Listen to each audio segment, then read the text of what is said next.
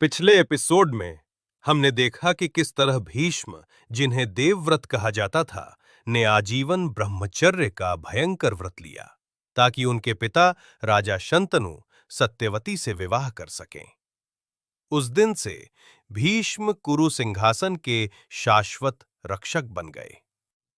लेकिन नियति की लीला अभी बाकी थी। शंतनु और सत्यवती से दो पुत्र हुए, चित्रांगद और विचित्रवीर्य। बड़ा पुत्र चित्रांगद राजा बना, लेकिन उसका राज्यकाल बहुत छोटा रहा। एक गंधर्व योद्धा के साथ युद्ध में उसका अंत हो गया। अब राजगद्दी छोटे भाई विचित्रवीर्य को मिली। भीष्म ने काशी की राजकुमारियों से उसका विवाह कराया, लेकिन किस्मत ने एक बार फिर क्रूअल मोड़ लिया।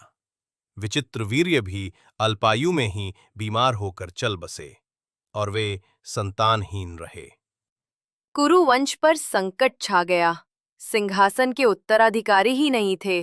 तब सत्यवती ने एक गुप्त सत्य उजागर किया। उनका एक पुत्र विवाह से पहले ही जन्मा था। वो कोई साधारण पुरुष नहीं, बल्कि महर्षि व्यास थे, जो पराशर मुनि और सत्यवती के पुत्र थे। सत्यवती ने व्यास को बुलाया।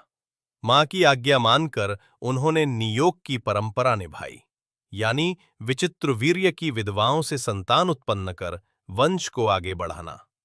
इससे 3 पुत्र जन्मे।